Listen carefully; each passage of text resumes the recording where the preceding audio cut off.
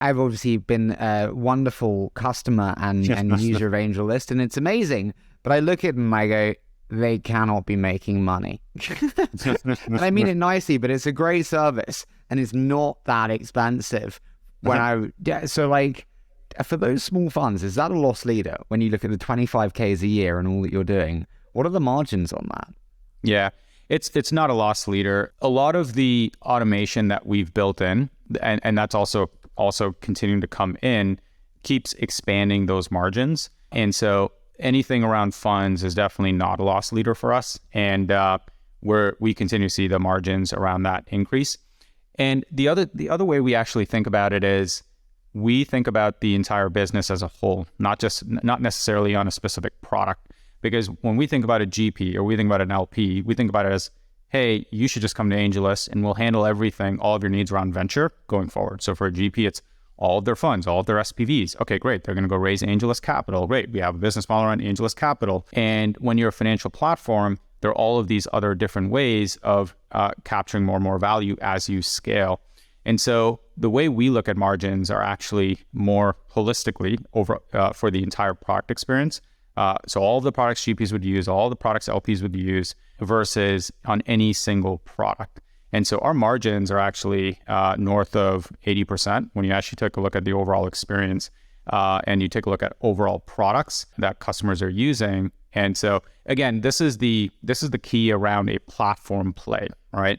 If you're doing just only a SaaS play, it's a little bit different. When you have a platform play, you actually have products that can feed into other products that can feed into other products.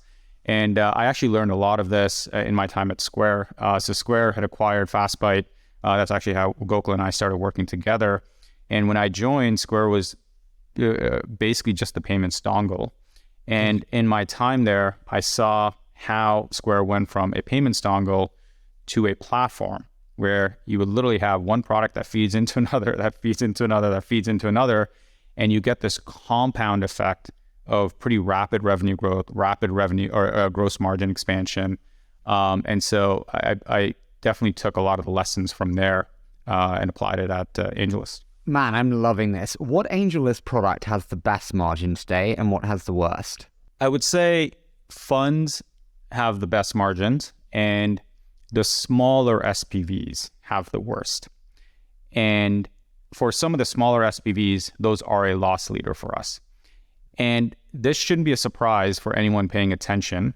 We saw Assure, which was an SPV provider, effectively blow up completely. And they blew up in a spectacular fashion. They basically had took money in from all the SPVs that they were supposed to manage over 6 years or 10 years.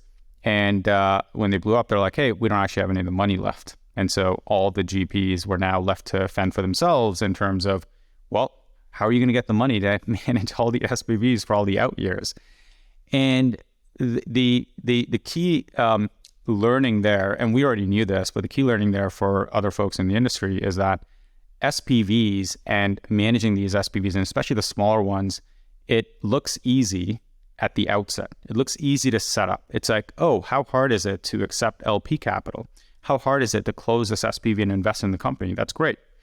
But what they're missing is that a lot of the surprises actually happen in the out years, right? It's one of those like tail issues.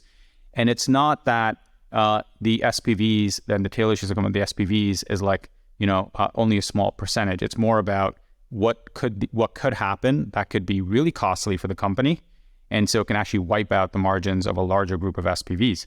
And so generally, I think most people get surprised by the margin profile of SPVs and especially small SPVs. And I see this with GPs sometimes. It doesn't happen as much anymore. I think Assure going out of business was a pretty big wake-up call for the industry. But sometimes I'll see GPs ask about, hey, like, why is it so expensive? Why can't this be even lower and lower and lower? And my response typically is, hey, these are complex financial instruments that need to be managed for 10 years. And it's not the place you actually want to be optimizing on costs at all, because it's one of those things where when it's just working in the background, you have someone credible that can run it, you never have to worry about it. But as soon as you're dealing with a provider who's using cost and price as a way to get you in, you should stop and ask them and think about why are they doing that.